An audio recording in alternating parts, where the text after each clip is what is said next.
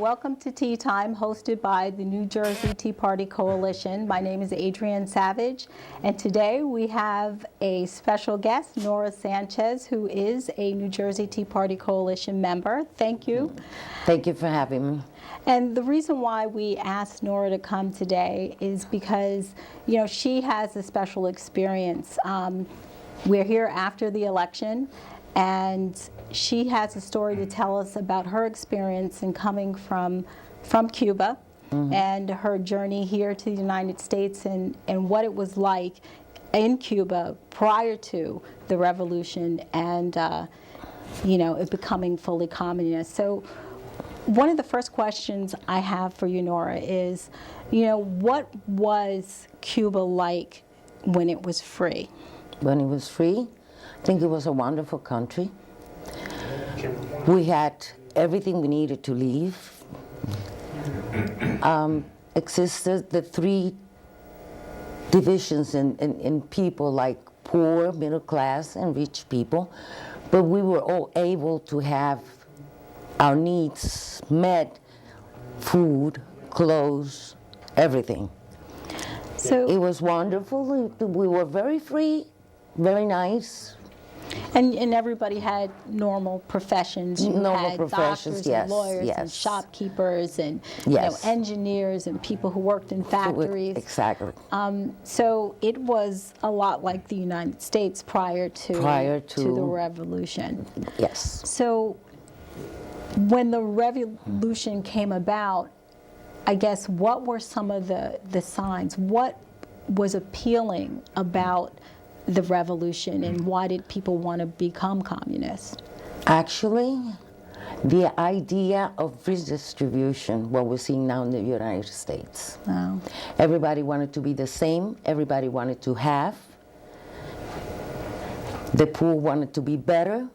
The middle class decided, okay, we can all be the same. The rich packed and left Cuba. And bottom line, after all of that, after the revolution was in already and was declared socialist, everybody became the same, very poor, lacking food, clothes, everything. So what was it like once they made everyone the same, and they had this great promise that everybody was going to be better because everyone was going to be the same? What was it like for the people? For the people. For the people, it was awful. Everybody realized that what was going on was no good. That there was no way that we could live without eating, not having shoes, not having clothes, not having underwear. And we tried to actually help each other in a way, but it got to the point that it was so lacking on everything. So I guess one of the things that we think about is like what actually happened to like the jobs that people did have. Oh God, all the jobs were lost. He gave everybody a good education, but no jobs. That's non-existent. Even in the actuality, it's not existent in Cuba, jobs. Okay, they all become drunks. There's no place to work. So they live all day long drinking and don't even think that they drink, let's say, vodka or rum or whatever. Actually, these people drink pure alcohol. Wow. And a lot of people are dying also from cirrhosis of the liver due to that, because they use the pure alcohol to drink. They have nothing else to do. So what happened to the jobs once Fidel Castro took over? Well, he took over everything. He took over everything. He controlled everything. The only people that really got jobs were the people that were in agreement with him. Those were the people that actually had the jobs, had things, like cars. Yes. But then the rest of the population was lacking everything. So the government basically took control over all of the industry. Yes. and the It people. did. Everything closed. It was like a ghost town.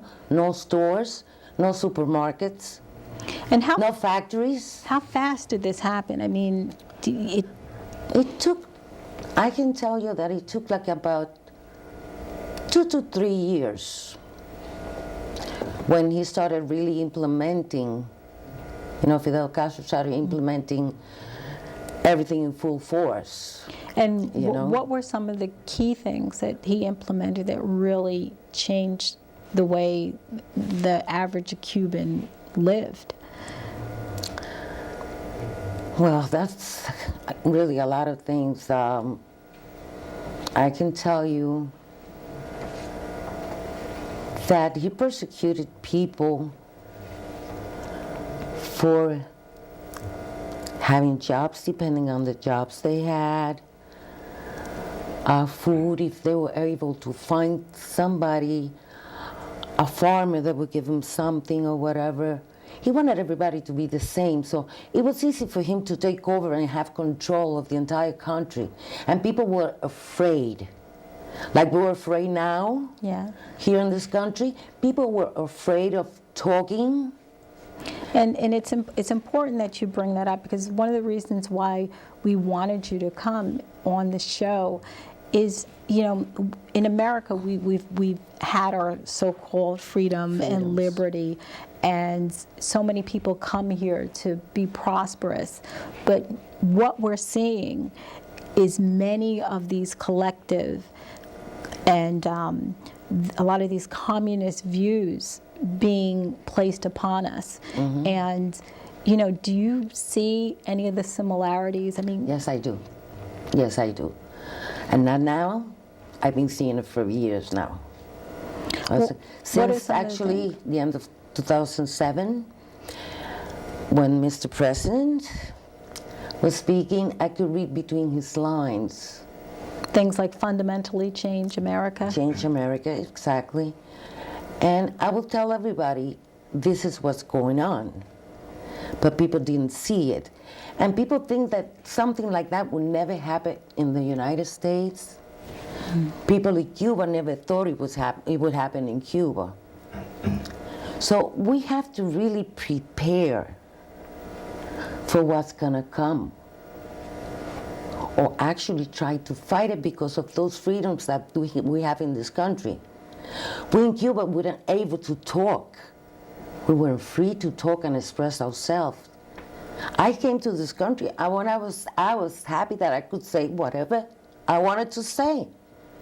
And I'm not willing to lose that. That I can tell you is something that I got out of Cuba because of all the persecutions and the limited liberties that we had. And I came to this country that is my country now, Yeah. okay? And I'm not willing to lose what this country had offered me since I came here. And The opportunity of work, the opportunity of having the American dream, something that in Cuba nobody has a dream. And it's important because a lot of people, don't think it can happen. They forget that, places like Russia used to be free. They used to have commerce and capitalism, and people had shops. Places like Cuba were free, and people, they were able to have good jobs and to own companies and to employ people. And just like you said, they don't see it coming. They don't see how a lot of the words that this administration is using, and how he's talking about the 2%, and how everybody, needs to be the same. This social justice are just code words. If you call social justice that an entire population of a country not being able to eat, I think that's far away from being social justice. Yeah. And Okay? And the idea that I can tell you a family story. My aunt owned a business. She had a clothes factory, which was taken over by the government. She was then sent to work with the government, producing whatever, because even fabrics were hard to get in Cuba. You would have to make lines for days Wow. to get 3 yards of fabric. Okay, for shoes, you would have to spend 3-4 days on a line to get shoes, and sometimes, like it happened to me, 8 in front of me, they said, no more shoes, and they closed the store after spending 4 days online. So, you know, they took everything. They took everything from us, even our will, Yeah. our hopes. They took everything. So the people here don't know how good they really have it. So yours They is take for granted the freedoms and everything this country has, and has given a lot of us that we have migrated to this country, and they're ignoring all of that. so yours is really a cautionary tale that it can happen anywhere. I mean, It can happen anywhere and one of the things if the people allow it. allow it. And they're not paying attention. And they're not paying attention. And they take for granted the liberties that they've been given. You know, when we listen to, President Obama speak, and he talks about, the 2%. He talks about how, it's not right that these people have all of this money, and he's picking and choosing which industries will survive and which industries will go under. They don't see that this is all a part of conditioning people into a new normal. Even our unemployment, getting people used to dealing with less and accepting less, and to get them into a point of submission. That's right. It's people need to understand, by listening to you and people like you, that we've been given this incredible gift of liberty, and that we have to protect it, and that we don't need to sell it off for bits and pieces of, Exactly. Government security. I think entitlements. Right. They actually had a commercial that said, after all, government is the only thing we all belong to, which was a pretty scary statement. Yes, it is. It's Very scary. But talking about entitlements, when you give so much to people that don't want to do anything, and like they say, oh, this is free, this is free, this is free, they will never go back, honey, to work, to get anything, to try to be something. They will stay the same way they are because they're getting everything for free. But it's only free until it runs out. Until it runs out. When it runs out, that's it. But then it's going to be too late for those people to realize that what they had done was create a monster. Yeah. Okay?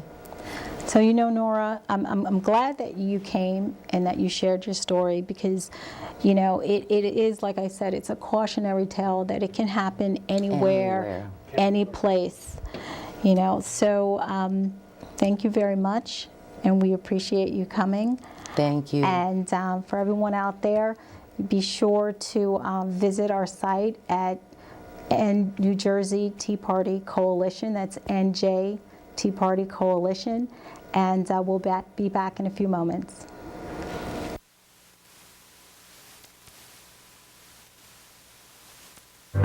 With all the excitement happening with the Tea Party, it may be a little hard to separate fact from fiction. Find out the truth for yourself. Visit the New Jersey Tea Party Coalition's website at www.njteapartycoalition.org. You may find a common voice to your concerns on how our government is functioning, and discover a means to help restore our nation based on the proven principles of our Constitution.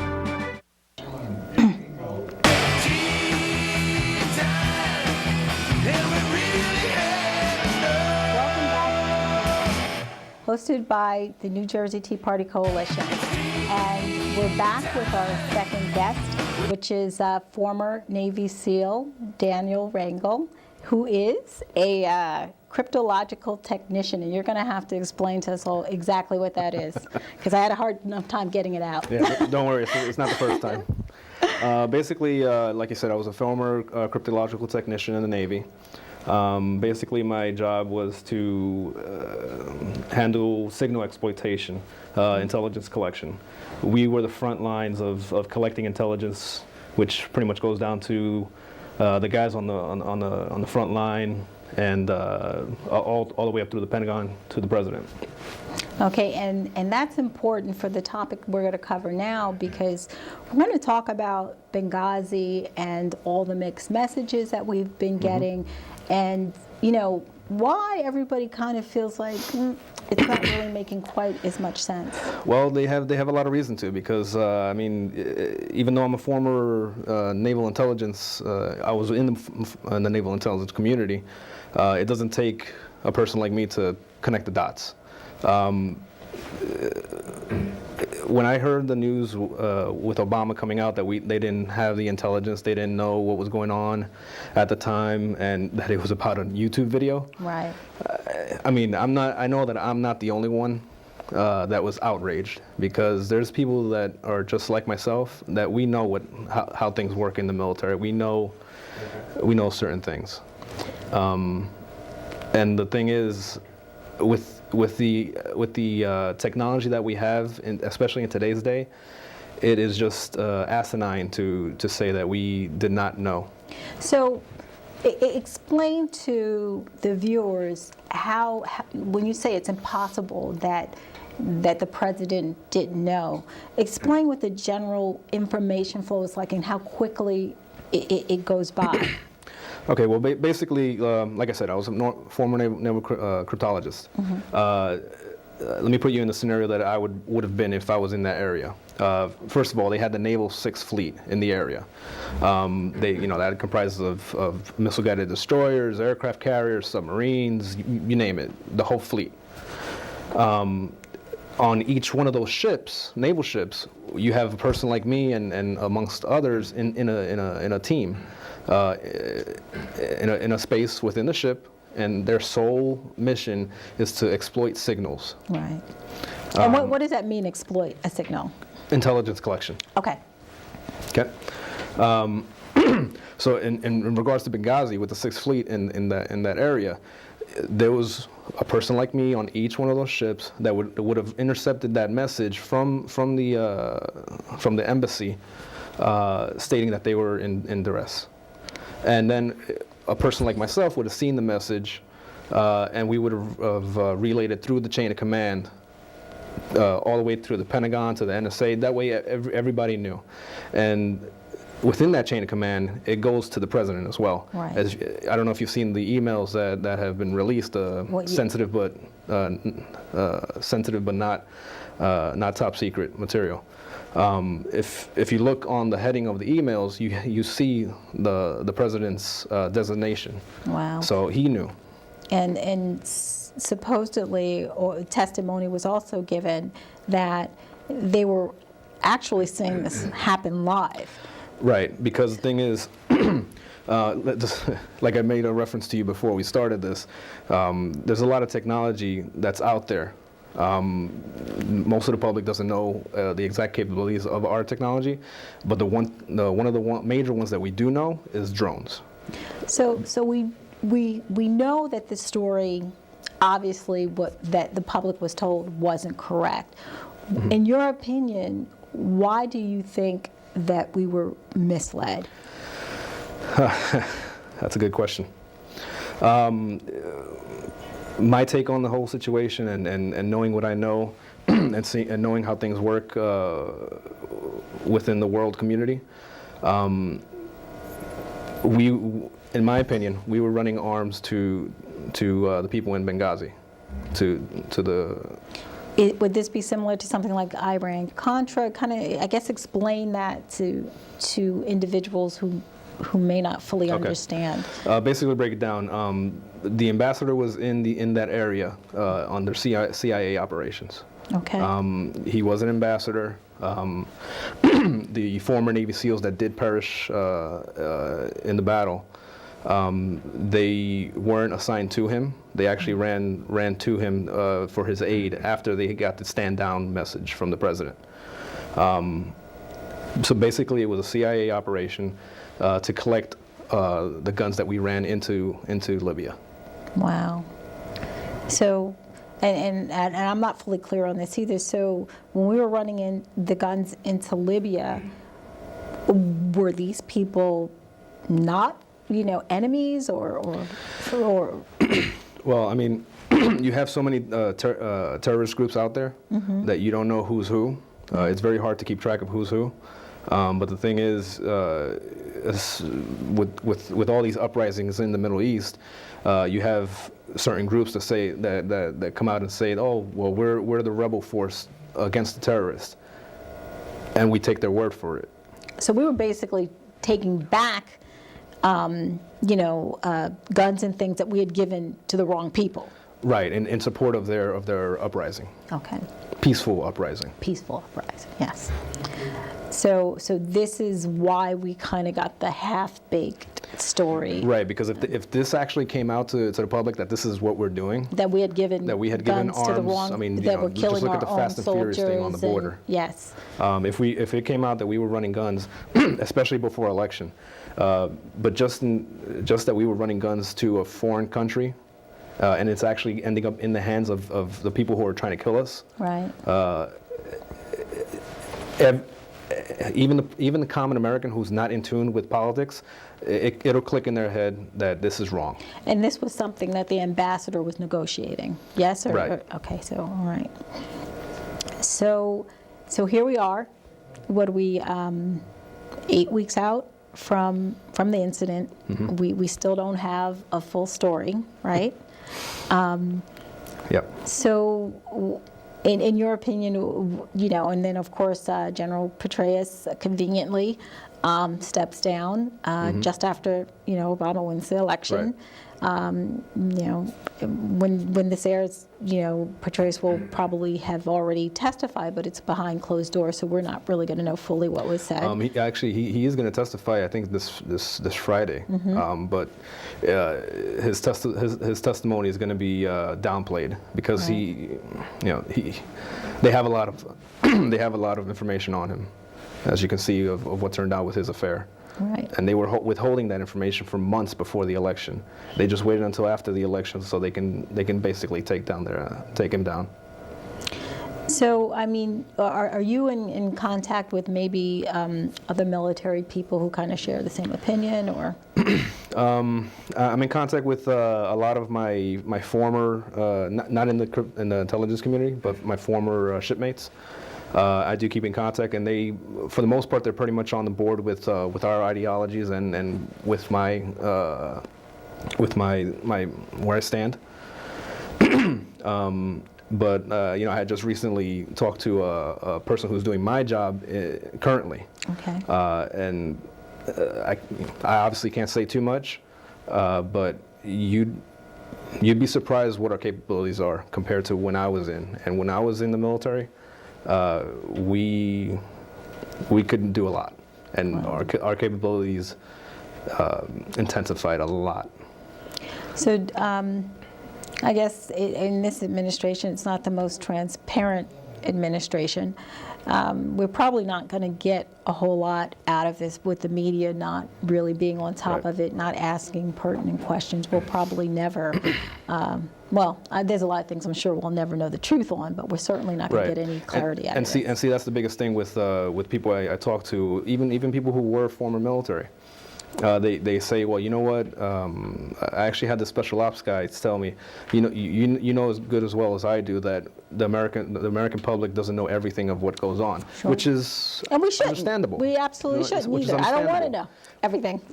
But the thing is, that's understandable, and we do lose men in battle. Absolutely. But when we have the technology we had 2 drones in the air. Sure. With full video surveillance of what was going on the ground. We could have sent, and that's the biggest problem that I have. With the live video feed, we had a naval base in Sangola, Sicily, in Italy, Wow. where we could have had another drone, armed drone, there within an hour. We could have had people on a plane, a ready action force, We could have had them on a plane in Benghazi on the ground in 2 hours. So they basically just let it unfold, hoping it would die down. They let it hoping- unfold because they knew the implications if they went in, and basically the secret got out that that we were running guns into Benghazi. So we'll, with everything unfolding, we will hopefully get some sort of truth out of everything that's happened. I just want to switch gears on you for a moment. Okay. Onto another topic, which is because you also are very interested in getting out the youth vote. Yes. And it does have a big importance in terms of overall, whether it's, going back to the first segment when we were really talking about the progressivism and how we're sliding towards a more socialist country, and how important it is for the youth to really become involved and engaged. Yeah, I'm highly interested in it. I think, for everybody out there in the Tea Party, I know it's hard to engage, especially the youth, Hispanics, Asians. I just want to put one thing out there. The Hispanic Asian community, we are naturally conservative. That's the funny part. It's just that we've been fed all these social programs that we've lost our conservative ways. But we need to tap into the youth. We need to tap into the Asian and Hispanic community. And what are some suggestions in getting connecting with these other communities? Very simple. Just be outspoken. Talk to people. Don't be afraid, right? Yeah, don't be afraid to talk to people, engage people, and number one, because the left side is doing it as well, get on social media, because we are wildly outnumbered in the social media platform. Wow, and I agree with you. I think that we need to start taking some chances and going places that we haven't gone before, and definitely not being afraid to speak out. It's all the time we have this evening. Thank you so much for coming. No, thank you for having me. Everyone out there, please remember to visit us at njteapartycoalition.org, and we'll see you next time. Thank you and have a good evening. That was painless, right?